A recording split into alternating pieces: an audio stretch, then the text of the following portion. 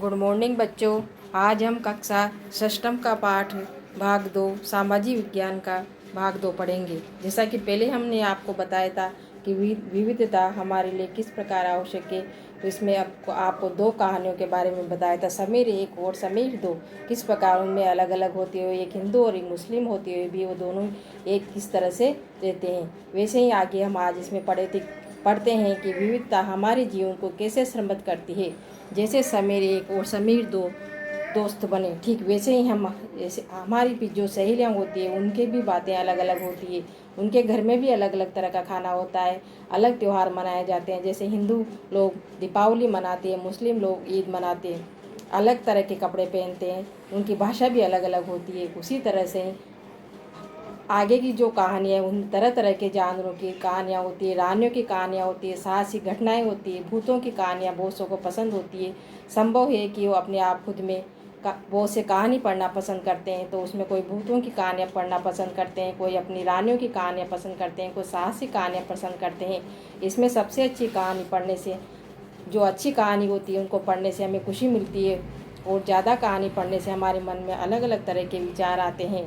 जो लोग कहानियाँ लिखते हैं वे भी उन किताबों को वास्तविक जीवन की कल्पनाओं से प्रेरणा लेते हैं। कुछ लोग जंगली जानवरों के नज़दीक रहते हैं और जानवरों, दोस्ती और लड़ाइयों की कहानियों के बारे में कहानियाँ लिखते हैं। कुछ अन्य लोग राजा रानियों की कहानियाँ पढ़ करके प्यार और सम्मान के किस्से लिखते हैं। कुछ अपने बचपन की यादों में गोते लगाते हैं, यानी उनकी कहानियाँ सुनाते रहते हैं। स्कूल और दोस्तों की मधुर यादों को निकाल कर कुछ साहस की कहानियाँ लिखिए। कोई कल्पनाओं पर आधारित कहानियाँ होती है, कोई लिखी हुई कहानियाँ रहती है। आते हैं आपको इनके बारे में हम आज कहानियों के बारे में सुनाते हैं कि कहानी सुनने वालों को ऐसी जगह पर रहना पड़ता है जहाँ केवल 2 ही तरह के रंग दिखाई देते हैं उन्हें। हमारा देश विविधता से किस प्रकार आगे बढ़ा, उसके बारे में हम आपको बताते हैं कि हम विविधता को कैसे समझ सकते हैं। करीब 200 वर्ष पहले जब रेल, हवाई जहाज, बस और कारें हमारे जीवन का हिस्सा नहीं थे, तब लोग संसार के एक भाग से दूसरे भाग की यात्रा करते थे।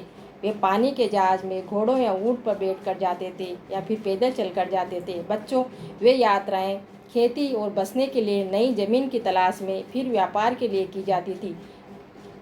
यात्रा में बहुत समय लगता था, इसलिए वो कई लोग नई जगह पर अक्सर काफ़ी लंबे समय के लिए ठहर जाते थे, और जहाँ पर वो ठहरते थे वहीं से उनकी कहानियाँ शुरू हो जाती थी, क्योंकि उनको लंबे समय के लिए वहाँ पर ठहरना पड़ता था।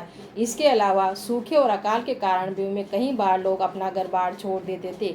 उन्हें जब पेट भर खाना नहीं मिलता था तो वे नई जगह जाकर बस जाते थे। कुछ लोग काम की तलाश में, तो कुछ युद्ध के कारण घर छोड़ देते थे।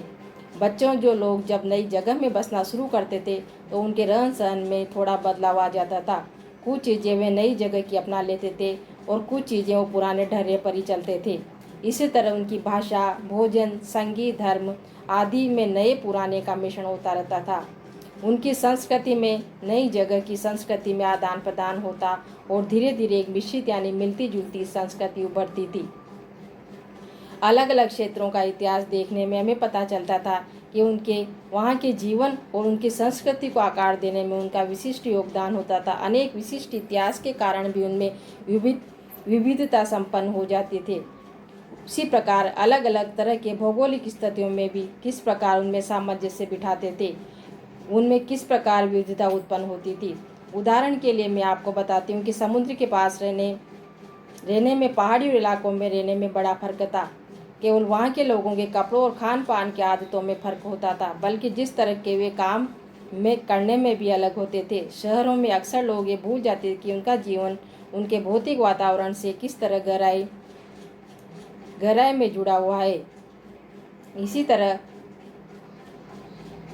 उनके रंग, वहाँ के लोगों के कपड़ों और उनके खान पान की आदतों में फर्क होता था, बल्कि जिस तरह वे काम करते थे,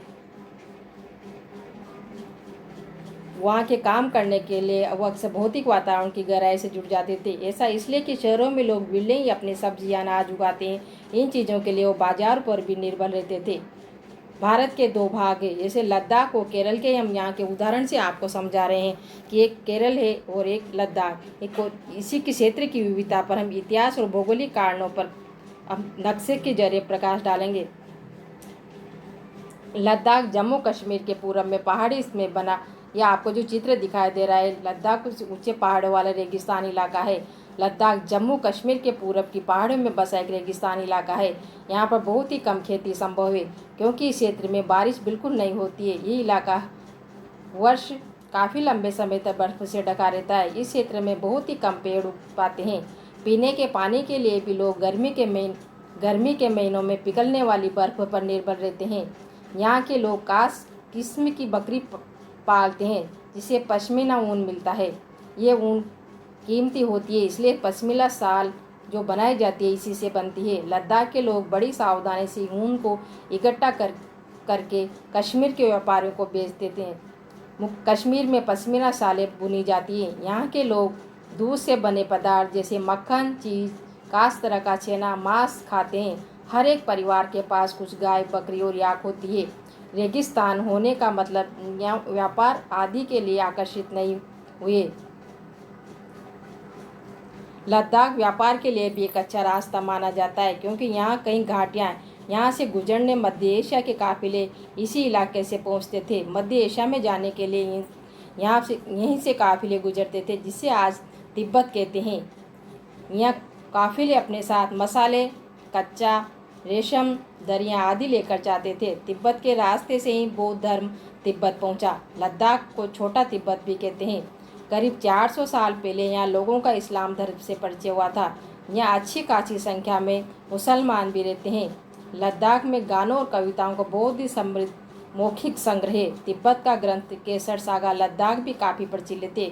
तिब्बत का एक ग्रंथ है, उसका नाम है केसर सागा, जो लद्दाख में काफ़ी रोचक है और प्रचलित है। उसके स्थानीय रूप से मुसलमान बौद्ध दोनों ही लोग गाते हैं और उस पर नाटक भी खेलते हैं। केरल भारत के दक्षिणी पश्चिमी कोने में बसा हुआ है। ये एक तरफ समुद्र से घिरा हुआ है और दूसरी तरफ पहाड़ियों से घिरा हुआ है। इन पहाड़ियों पर विभिन्न प्रकार के मसाले जैसे काली मिर्च, लौंग, इलायची आदि उगाए जाते हैं। इन मसालों के कारण यह क्षेत्र व्यापारियों के लिए बहुत ही आकर्षण बना है। सबसे पहले अरबी और यहूदी व्यापारी केरल आए। ऐसा माना जाता है कि ईसा मसीह के धर्मदूत संत थॉमस लगभग 2000 साल पहले यहाँ आए। भारत में ईसाई धर्म लाने का श्रेय भी इन्हीं को जाता है।